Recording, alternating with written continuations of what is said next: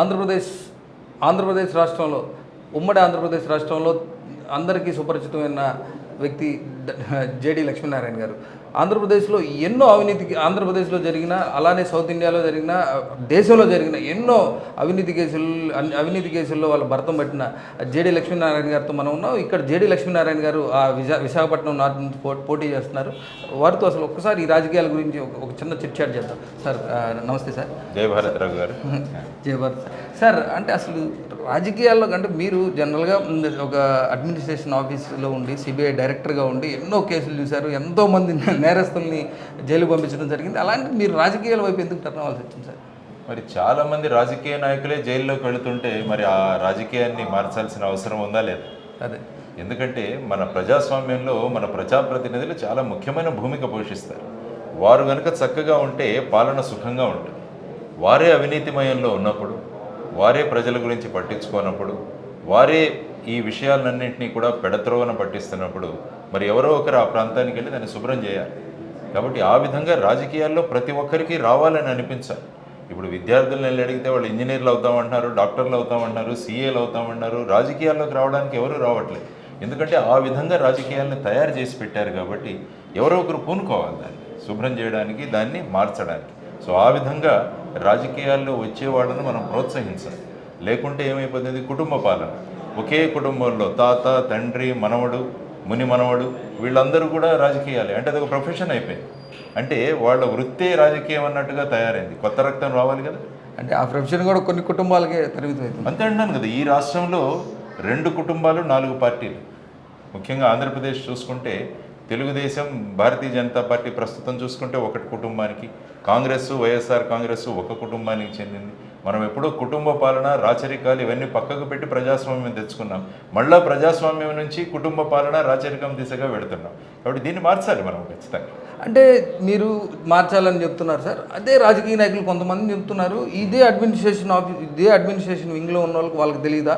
అంటే ఏదైతే ఈ ఎలక్షన్కి సంబంధించిన శాసనాలు, చట్టాలు చేసేటప్పుడు వాళ్ళ నిర్ణయాలతోనే జరుగుతుంది. అలాంటిది 40 లక్షల రూపాయలతో ఎలక్షన్ అసలు ఎలా చేయగలుగుతాం అని అంటున్నారు. ఇప్పుడు 100 కోట్ల రూపాయలు ఎలక్షన్, ఒక ఎమ్మెల్యే అంటే 100 కోట్ల రూపాయలతో అవుతుంది సార్. అంటే అసలు ఎందుకని అధికారులు కూడా ఆ విషయంలో కొంత అంటే ఏంటంటే రాజకీయాలను ఆ స్థాయికి రాజకీయ నాయకులు తెచ్చేశారు. ముఖ్యంగా ఈ తెగులు మన దక్షిణాది రాష్ట్రాల్లోనే ఉంది. ముఖ్యంగా ఆంధ్రప్రదేశ్, తెలంగాణ, కర్ణాటక, తమిళనాడు ఈ రాష్ట్రాల్లో అత్యధికంగా ఖర్చు ఎలక్షన్లు పెట్టేది ఈ రాష్ట్రాల్లో. ఉత్తర భారతదేశంలోకి వెళితే మీకు ఇంత ఖర్చు అవుతుంది. ఒక మా సబ్ ఇన్స్పెక్టర్ ఉన్నాడు బీహార్లో, అతను 1,26,000 రూపాయలు పెట్టి ఎమ్మెల్యే అయ్యాడు. అది కూడా ప్రజలు ఇచ్చారు ఆయనకి. 1,84,000 ఇస్తే 1,26,000 ఖర్చు పెట్టి మిగతా డబ్బులు వాళ్ళకి ఇచ్చేసాడు రిటర్న్. ఎందుకంటే మనం ఇక్కడ ఒక ఆర్థిక పోకడలు, డబ్బు మాత్రమే ఎన్నికల్లో విజయం సాధించగలదన్నది ఒక మైండ్ సెట్, ఒక స్టీరియో టైపింగ్ చేసేసారు. దీన్ని మార్చగలగాలి. అందుకని ఇంతకుముందు 25-27 లక్షలు ఉన్నది ఇప్పుడు 40 చేశారు. ఇంతకుముందు 70 ఉన్నది 90 చేశారు. అందుకని మేమేమంటున్నామంటే స్టేట్ ఫండింగ్ మొదలుపెట్టండి. ప్రతి పార్టీ నిలబడిన వాడికి ప్రభుత్వమే అలాట్ చేయండి. కానీ ముఖ్యంగా ఎక్కడ వస్తుందంటే ఈ బ్లాక్ మనీ వల్ల ఓట్లు కొనుక్కునే రీతిలో బ్లాక్ మనీ సర్క్యులేషన్ ఆపగలగాలి. ఎప్పుడైతే బ్లాక్ మనీ సర్క్యులేషన్ ఆగుతుందో, క్యాష్లో ట్రాన్సాక్షన్స్ ఆగుతాయో, అప్పుడు ఆటోమేటిక్గా ఈ ఎలక్షన్ అయ్యే ఖర్చు కూడా ప్రతిదీ అకౌంట్ అవుతుంది. సో ఆ విధంగా డిజిటల్ ట్రాన్సాక్షన్ దిశగా తోసగా వెళ్ళిపోవాలి. అందుకని రియల్ ఎస్టేట్లో జనరేట్ అవుతున్న డబ్బు ఇవన్నీ కూడా ఈ బ్లాక్ మనీ అంటే ఇన్ క్యాష్ ఉంటుంది. దీన్ని ఏదైనా చేయగలగాలి. లేకుంటే డిజిటల్ కరెన్సీ పెట్టండి. అంటే నోట్లు లేకుండా నేను మొబైల్ నుంచి మొబైల్కి నోటే మార్చగలను.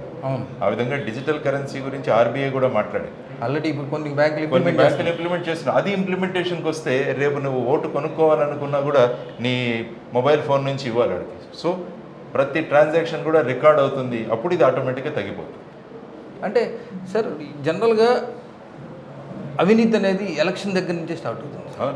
100 కోట్ల రూపాయలు పెట్టి వాళ్ళు గెలుచుకొని ప్రజలకు అసలు అంటే ప్రజలకు సేవ చేస్తారా? అంటే 100 కోట్ల రూపాయలు పెట్టి ఒక ఎమ్మెల్యే అయ్యి ప్రజలకు సేవ చేసే అవకాశం లేదు. అంటే అసలు అవినీతి సంపాదించుకోవాలి కదా. అదే అంటే వ్యాపారం. 40 కోట్లు పెట్టొస్తే 200 కోట్ల వ్యాపారం. అందరూ వ్యాపారస్తులే ఉంటున్నారు. రాజకీయాల్లో వ్యాపారస్తులే ఉంటున్నారు. రాజ్యసభ సభ్యులు చూడండి, అది పెద్దల సభ. అక్కడ కూడా వీళ్ళే.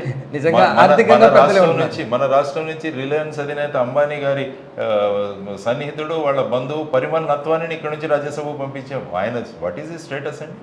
ఆయనకు ఈ రాష్ట్రానికి సంబంధం ఏంటి? ఆయన ఏం కాంట్రిబ్యూట్ చేశాడు? కానీ ధనవంతుడు కాబట్టి ఆటోమేటిక్గా వెళ్ళిపోతాడు. చాలా దయనీయమైన పరిస్థితి ఏంటంటే రాజ్యసభ సీట్లను ఈ విధంగా వాడుకుంటున్నారు అన్నది చాలా అందరికీ తెలిసిన విషయం. కాబట్టి దీన్ని ప్రక్షాళన అవ్వాలి. అంటే ఈ ప్రక్షాళనలో భాగంగా మీరు ఎటువంటి అంటే ఈ ప్రక్షాళన చేయడానికి మీరు ఎటువంటి అంటే కొన్ని మాది అంటాం కదా, మాది జీరో బడ్జెట్ పాలిటిక్స్. అదే 40 లక్షలు 90 లక్షలు ఏదైతే లిమిట్ ఉందో ఆ లిమిట్లోనే ఉండి మనం ఎన్నికలు నిర్వహించడం.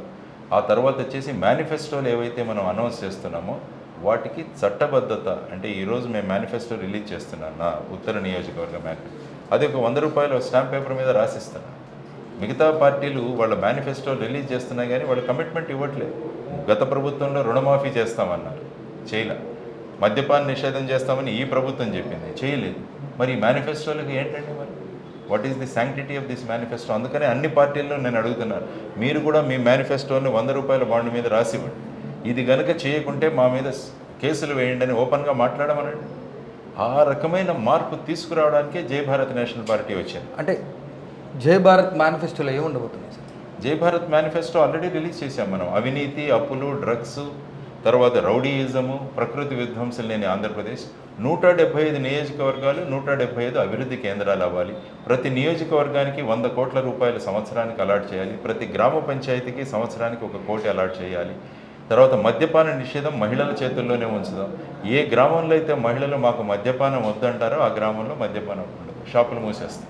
సో ఈ విధంగా స్టార్టప్స్ కోసం ఒక కార్పొరేషన్, కుల కార్పొరేషన్లు కాదు, యువజన కార్పొరేషన్లు ఉండాలి, స్టార్టప్ కార్పొరేషన్లు ఉండాలి. ఈ విధంగా ఒక అభివృద్ధి దిశగా మేనిఫెస్టో జై భారత్ నేషనల్ పార్టీ మేనిఫెస్టో ఎప్పుడో రిలీజ్ చేశాను. ఈరోజు నేను విశాఖపట్నం ఉత్తర నియోజకవర్గ మేనిఫెస్టో ఇప్పుడు ఒక 5 నిమిషాల్లో రిలీజ్ ఏముండబోతున్నాయి సార్? మోస్ట్లీ ఇక్కడున్న సమస్యలు, ఈ ప్రాంతంలో ఉన్న సమస్యలు, ఈ ప్రాంతంలోని సమస్యలను మేము ఏ విధంగా పరిష్కారాలు కుదిరిస్తామని. మేబీ గంజాయి, డ్రగ్స్ కావచ్చు, రోడ్లు, డ్రైనేజ్ సిస్టమ్, ఎలక్ట్రిసిటీ సిస్టమ్, ఆ తర్వాత వచ్చేసి దోపిఘాట్ల పరిస్థితులు, వీటన్నింటినీ పొందుపరిచి సుమారుగా 34 పాయింట్స్తో ఈ మేనిఫెస్టో తయారు చేయబడింది. ఇది ప్రజలకు ఇస్తాం, ప్రజలు మానిటర్ చేస్తారు. అంటే జనరల్గా జేడీ గారు రాజకీయాల్లోకి వస్తున్నారని ఓర్చుకోలేక, లేకపోతే గతంలో మీరు వాళ్ళ కేసులు తవ్వి తీశారని మీ మీద ఏదో హత్యా ప్రయత్నం జరిగిందని మీరు కంప్లైంట్ ప్రయత్నం కదా, మీటింగ్ అదే సరే, దానికి సంబంధించి ఏదో చేయాలని అంటే జేడీ గారిని ఏదో చేద్దామనే ఉద్దేశంతో ఒక అంటే రెక్కి లాంటిదో ఒక కార్యక్రమం ఏదో స్టార్ట్ అయింది జరిగింది. దాని మీద కంప్లైంట్ ఇచ్చాను నేను. అదే అట్లా ఏంటి అంటే సెక్షన్ 39 సిఆర్పిసిలో ఏముంటుందంటే ఇలాంటి సమాచారం మనకు దొరికినప్పుడు పోలీసులకు సమాచారం ఇవ్వాలి అన్నది మన మీద బంధనం.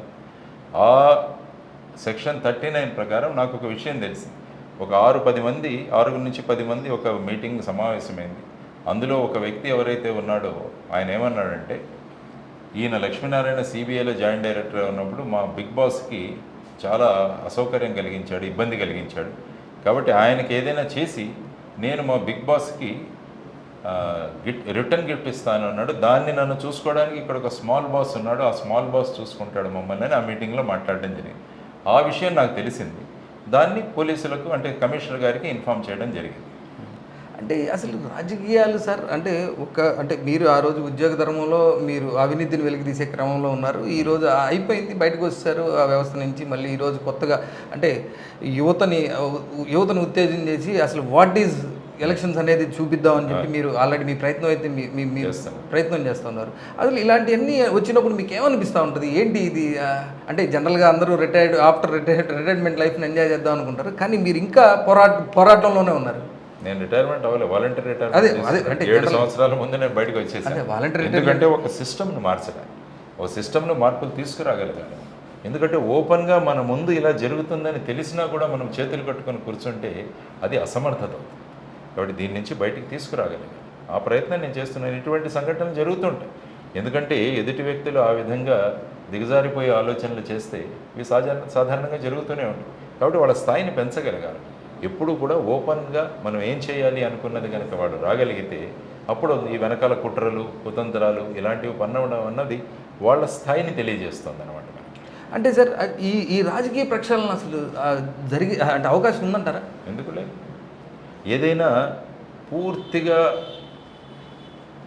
చెడిపోయిన తర్వాత ఎక్కడో కొత్త బీజం, ఏదైనా చెట్టు కూడా పెద్దగా అయిపోయి కుళ్ళిపోయిన తర్వాత ఆ చెట్టు పడిపోతుంది. మళ్ళీ పడిపోయిన చెట్టు నుంచి ఒక చిన్న అంకురం మొదలవుతుంది. అవును. కాబట్టి ఆ అంకురానికి ఎక్కడో ఒకటి మేము అర్పణ చేస్తున్నాం. ఆ అంకురార్పణ అన్నది మా జయభారత్ నేషనల్ పార్టీ దగ్గర నుంచి జరుగుతుంది. ఈ కుళ్ళిపోయిన చెట్టుని ఇంకా దాన్ని పడదోయాలి, కూలదోయాలి, కొత్త అంకురాలు మొదలవ్వాలి అన్నది మా సంకల్పం.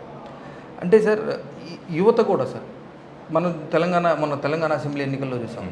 తెలంగాణ అసెంబ్లీ ఎన్నికల్లో యువత అంతా కూడా అంతకుముందు సోషల్ మీడియాలో విపరీతంగా ట్రోల్ చేశారు. మీ ఓటు అమ్ముకోవద్దు, దానికి రోజుకి ఎంత ఖర్చు అవుతుంది, మీరు అమ్ముడు పోకండి అని.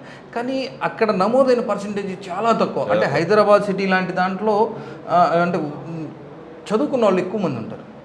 కానీ అసలు ఎందుకని యువత అలా నిర్వీర్యమై వాళ్ళ ఓటుని బయటకు వచ్చి అంటే ఒక గంట టైం స్పేర్ చేసి వెళ్ళిపోతున్నారు? వాళ్ళకి మీరు ఇచ్చే సందేశం అంటే ఎస్ ఇది బాధ్యతాయుత ప్రవర్తన.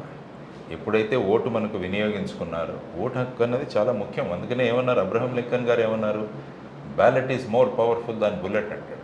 బుల్లెట్ కన్నా శక్తివంతమైనది బ్యాలెట్. అంబేద్కర్ గారు అన్నారు, మీకు నేను కత్తులు కటారులు ఇవ్వలేదు, మీకు ఓటు అనే ఒక ఆయుధాన్ని ఇచ్చాను.